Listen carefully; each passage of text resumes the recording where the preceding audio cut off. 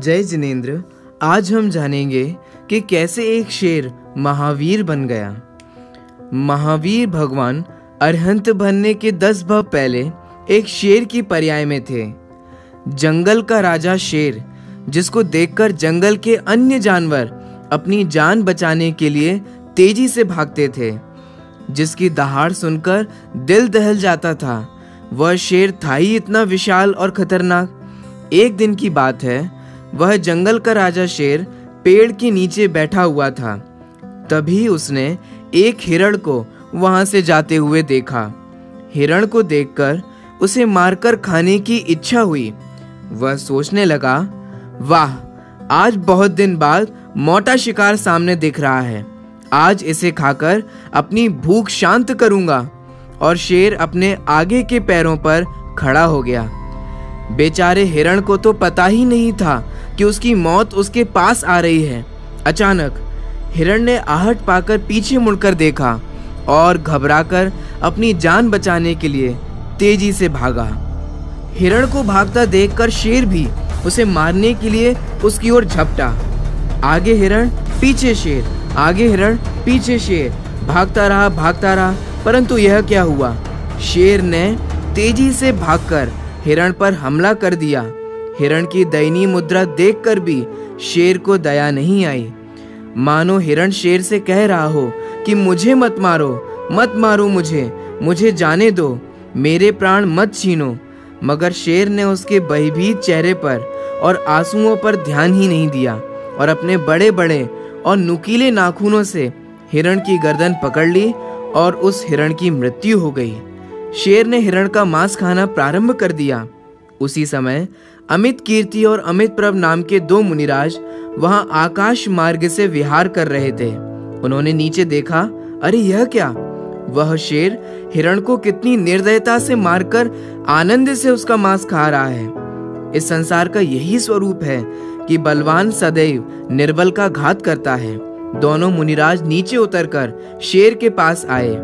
अरे, आश्चर्य हो गया।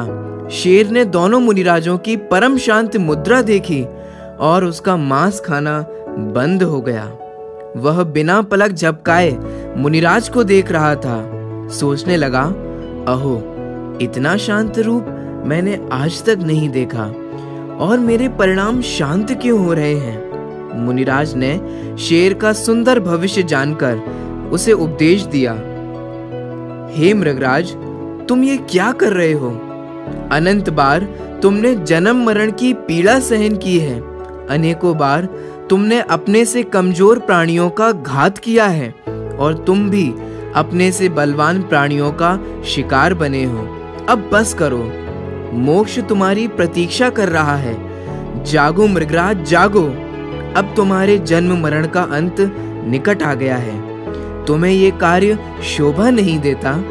तुम निकट भव्य जीव हो और 10 भव के बाद इसी भरत क्षेत्र के अंतिम तीर्थंकर भगवान महावीर बनने वाले हो। तुम्हारे कारण से अनेक भव्य जीव आत्म कल्याण करेंगे और तुम्हारे निमित्त से ही जिन शासन की अद्भुत प्रभावना होगी। ऐसा लग रहा था मानो उस शेर को मुनिराज की वाणी का भाव समझ में आ रहा हो। शेर की आंखों से झरझर आंसू बहने लगे, मानो वह अपने पापों का प्रायश्चित कर रहा हो। उसके सारे पाप मानो आंसुओं से बहकर निकल रहे हों। मुनिराज की मधुर वाणी सुनकर शेर ने मन में प्रायश्चित किया, अहो, आज मेरा परम सौभाग्य है जो ऐसे मुनिराजों के दर्शन और वाणी का लाभ मिला। ये ही मेरे सच्चे हितैषी हैं। उसने अपने आत्म स्वरूप का विचार किया। मैं तो देह से भिन्न चैतन्य स्वभावी अमर तत्व हूँ। मैं तो अनंत गुणों का निधान हूँ। ऐसा विचार करते हुए वह शांत होता गया। अहो, आश्चर्य है, उस शेर को सम्यक दर्शन हो गया, आत्मज्ञान हो गया। उसके जन्म मरण का अंत निकट आ गया। वह शेर सम्यक दृष्टि हो गया। अब उसका मांसाहार बंद हो गया। क्या कोई आत्मज्ञानी जीव अपने भोजन के लिए किसी जीव की हिंसा करेगा? नहीं ना। उसने कई दिन तक भोजन नहीं किया। भोजन न मिलने से उसका शरीर कमजोर होता गया। अब वह हिल भी नहीं सकता था। उसे मरा हुआ समझकर कौवे, चील आदि पक्षी उसका मांस खाने लगे। वह इस भाव से भी नहीं हिलता था कि मेरे हिलने से इन्हें भोजन में बाधा होगी। और कुछ समय बाद बहुत शांत भाव से उस आत्मज्ञानी शेर की मृत्यु हो गई। वह शेर मरकर सौधर्म स्वर्ग में सिंह केतु देव हुआ। देव गति की आयु पूरी करने के बाद वह भरत क्षेत्र में राजा हुआ। राजा की आयु पूर्ण करने के बाद वह पुनः देव हुआ। इस तरह 9 भव के बाद उस जीव ने भरत क्षेत्र के कुंडलपुर में जन्म लिया, राजा सिद्धार्थ और माता त्रिशला देवी के राजमहल में। उन्होंने विवाह नहीं किया। वे बचपन से वैरागी प्रवृत्ति के थे। मात्र 30 वर्ष की आयु में मुनि दीक्षा ले ली और घने जंगल में घोर तप करने लगे। 42 वर्ष की आयु में 4 घातीय कर्मों का नाश किया और उन्हें केवल ज्ञान हो गया। 30 वर्ष तक अनेक स्थानों में उनका विहार हुआ। उनकी दिव्य देशना सुनकर अनेक जीवों ने अपना आत्म कल्याण किया और 72 वर्ष की आयु में बाकी बचे 4 अघातीय कर्मों का नाश किया और पावापुर से निर्वाण पद प्राप्त किया। वे भगवान महावीर कहलाए। हमारे शासन नायक तीर्थंकर भगवान महावीर अब वे अनंत काल तक सिद्धशिला में अपनी आत्मा के आनंद में लीन रहेंगे। तो देखा आप लोगों ने, पशु भी आत्मज्ञान के बल पर कालांतर में भगवान बन सकता है। ऐसे ही हम मनुष्य भी स्व पुरुषार्थ से निश्चित रूप से भगवान बन सकते हैं। अगर आपको हमारी ये प्रस्तुति अच्छी लगी हो तो इसे लाइक करें।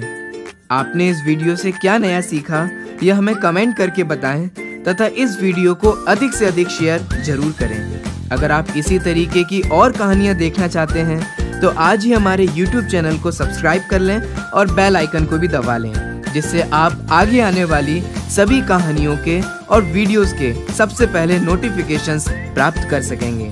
आप इन कहानियों को अपनी पाठशाला में भी दिखा सकते हैं।